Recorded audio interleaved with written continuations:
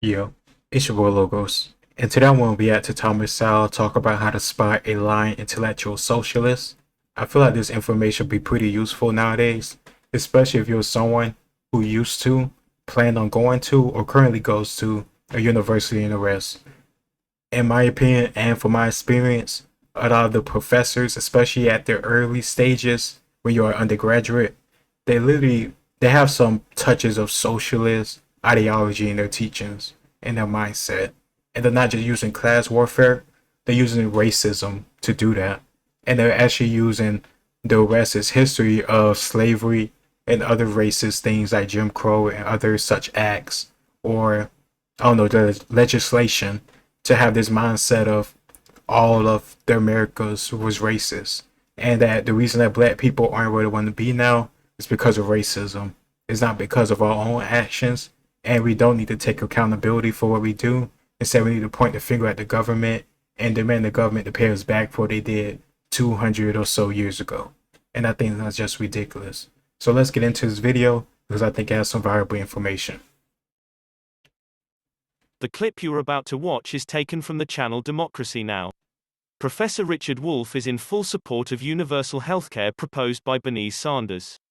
He is thus confronted with the question of how to make this a possibility. Notice how he smartly invades the question, even when the question comes a second time. Take a look. I think that the drive for Medicare for all will kill that possibility. Interestingly, when you look at the polls in New Hampshire and in Nevada about what people care most about, in both places, it's the same. Number one is health care. Number two is climate change. Number three, I think it's inequality. Right. And number four, it's foreign policy. And especially in Nevada, Richard Wolff. Honestly, I disagree. I feel like people are much more concerned about putting food on the table, their taxes, their bills, and then, war and foreign policy. Inequality and all that other stuff that she named before, I really don't think people are that concerned about that.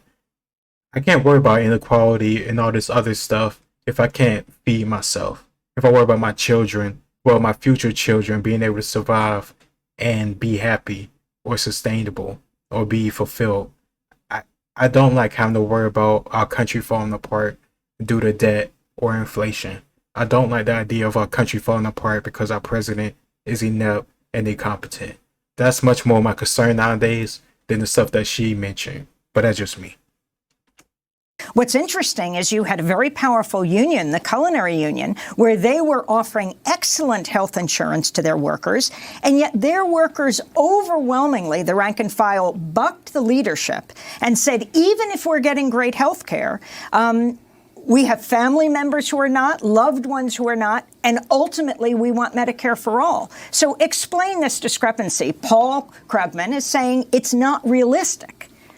Well, I think, again, the politics in America have changed. I don't think the mass of Americans want to hear the details about what you might get and how careful we should be and what step we should. They want change. They wanted it from Obama, who promised hope and change. They wanted it even from Mr. Trump, who promised a change. That we didn't get the changes that they promised, neither the one nor the other. And so people now want something that will solve their problem, will not respect the old centrist, let's go carefully, let's do this, let's not push too hard. So they want the opposite. How do you get to Medicare for all immediately or more rapidly than what Paul Krugman is?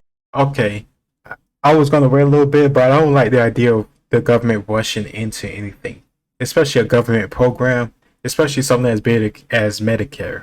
We always see with Obamacare that it didn't work out as great as they said it was going to. If it did, they would still be having this conversation. And I don't want to have to run the risk of our government or everybody's health care being messed up because they put in this program that we have to sign up for or we have to partake in for us to get any health care at all.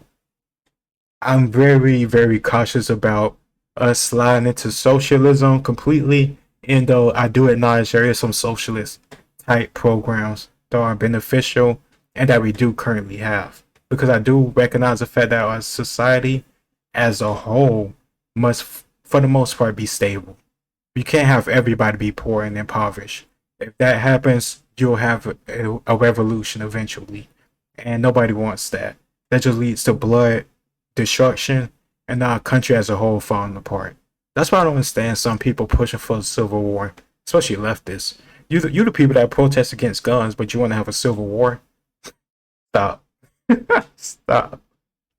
Suggesting Well, can I be agree done. with Paul, which surprises probably both of us. But the point is, there are plenty of models out there of countries that have, in a variety of ways, answered the basic human demand. I want to be careful. I want to know that when I'm born and until I die, if something happens to me in the way of illness or injury, I am taken care of. Like I want a public park and I want public schools. I want public health care. And they don't want the details and the hesitance. They want that. And any of them would be a perfectly good basis. This excerpt is taken from the book Intellectuals and Society by Dr. Thomas Sowell.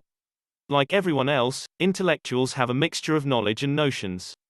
For some intellectuals in some fields, that knowledge includes knowledge of the systematic procedures available to test notions and determine their validity as knowledge. Since ideas are their life's work, intellectuals might be expected to more thoroughly or more systematically subject notions to such tests. Whether or to what extent they do so in practice is, of course, itself a notion that needs to be tested. There are, after all, other skills in which intellectuals also tend to excel, including verbal skills that can be used to evade the testing of their favorite notions. Yes. Verbal skills to evade the testing of their favorite notions. Hey, if you ever seen AOC, Alexandra Ortiz something, I don't know what the fuck it is, but that freaking alphabet soup she gave on camera like almost a year ago, go check that out. It was hilarious. I saw it through Jimmy Dore and his political podcast. Well, podcast slash YouTube channel because it's like videos and stuff. But so many of our politicians nowadays try to act so smart on camera by saying all these random words, but they're really just dodging the question and they're not giving a firm answer. And of course, intellectuals do the same thing today. Thomas Sowell is spot on here. The question is, what if Bernie Sanders ended up as president, then applied universal healthcare and the end result is cataclysm? Everyone will understand that the government policy has failed. But what will become of Professor Richard Wolff? Will he be charged for supporting a failed policy? Will he in any way lose his academic stature? Did people lose a government status after the Iraq war and them saying we need to go into Iraq and the consequences we're dealing with today? I don't think so. And not just Iraq, the whole Middle East. Libya, Afghanistan, Iraq. The nonsense we're going through right now with Iran, that's been going back for decades and decades. It just seems that these people who love costing the average American lives and dollars get no consequences.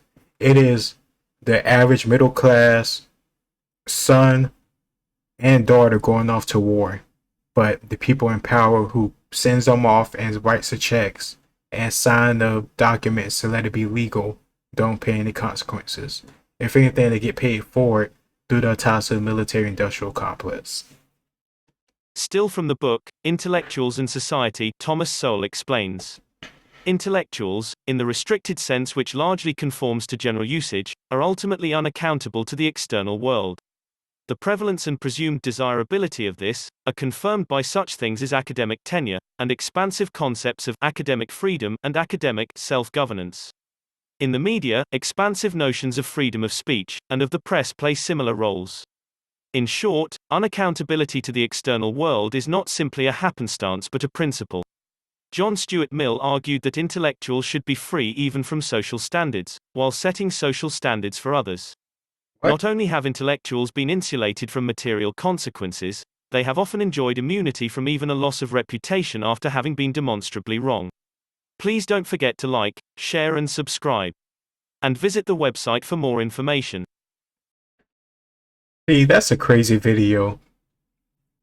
The fact that these people and politicians can give out these ideas or these ideologies or laws or policies and not suffer the consequences themselves is flat out BS to me.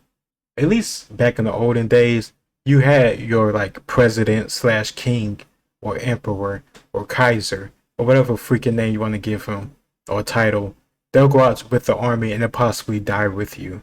That doesn't happen anymore. That hasn't happened, I think, since World War I. over 100 years at this point. And it's sad because if we did have politicians and corporations and their families in war too, I'm pretty sure these people wouldn't be so gun-ho about going to kill people in other countries, because it's their sons and daughters who have to pay the consequences. But that's not the case nowadays, and partially thanks to that's why where we are. Other part of it is greed and corruption within our government, but of course there's a lot of things to it. I just appreciate Thomas Sowell being alive and giving us this knowledge, because it is very invaluable, and we don't know how long we'll have someone like him around. So I will always keep doing content about it and giving my opinions on it and giving my commentary. I plan on doing this little series where I analyze the quotes of his books I think are very relevant and pertinent to what we go through today. So until then, it's your boy Logos, and I'll see y'all next time.